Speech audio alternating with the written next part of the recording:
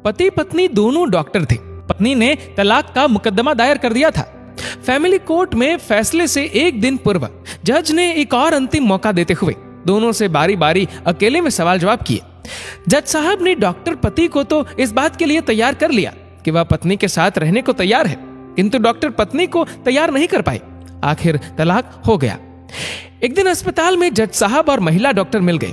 औपचारिकतावश महिला डॉक्टर ने अपने चैम्बर में उन्हें चाय पर आमंत्रित कर लिया। चाय पीते हुए वे बोले, डॉक्टर साहिबा, अब यहाँ मैं न जज हूं और न ही आप अदालत में हो। आपका तलाक हो चुका है, लेकिन मैं आपकी खामोशी का राज नहीं समझ पाया। आप द्वारा तलाक का मूल कारण वह नहीं था जो साक्ष्यों और घटनाओं से सिद्ध हुआ है। वह तलाक की वजह कतई नहीं थे। आपको कोई एतराज न हो तो मैं अब वास्तविकता जानना चाहता हूँ। मुझे इससे भी कोई फर्क नहीं पड़ता जज साहब, कल उसके साथ कुछ भी घटे, उसे सजा हो, मुझे कोई फर्क नहीं पड़ता। मैं बस उस वहशी से मुक्त होना चाहती थी। मैं नहीं चाहती थी कि मेरे तलाक के कारण उसका जीवन, उसकी नौकरी खतरे में पड़ जाए।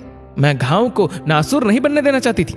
डॉक्टर महिला ने कहा, फिर तो अवश्य ही कोई गंभीर मामला था। जज साहब बोले।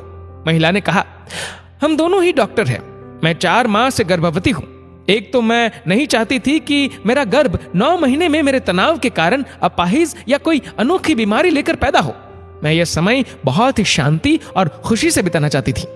हर तनाव मुझे स्वीकार था, किंतु हद तो तब हो गई जब। इतना कहते कहते महिला रुक गई। रूंधे कंठ से वह फिर बोली, वे लड़का चाहते थे और उसके लिए भ्रूण परीक्षण पर जिद कर रहे थे, जिसे करवाना हमारे लिए बहुत आसान था, लेकिन ये मेरा अपमान था और भ्रूण परीक्षण एक सामाजिक अपराध भी है। ओह, जज साहब के मुंह से निकला, हाँ, इसीलिए मैंने तलाक का ये कारण नहीं लिखा था।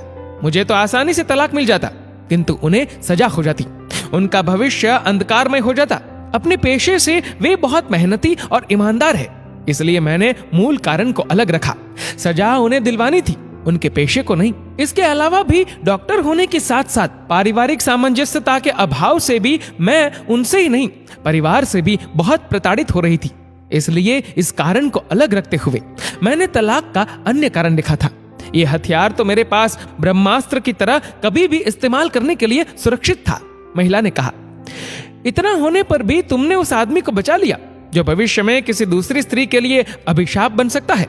जज साहब बोले, हम सामाजिक प्राणी हैं, ईश्वर पर आस्था रखते हैं, भविष्य के सुंदर स्वप्न देखते अवश्य है, किंतु जीते वर्तमान में है।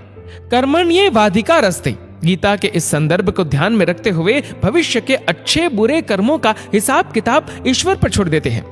मुझे तो बस गर्भ में पल रही अपनी संतान के भविष्य के ताने बाने बुनने हैं, किंतु वर्तमान तनाव रहित और खुशनुमा जीना है। उसने आगे कहा, ऐसी ही अन्य कुरीतियों के विरुद्ध नारी को ही पहल करनी होगी।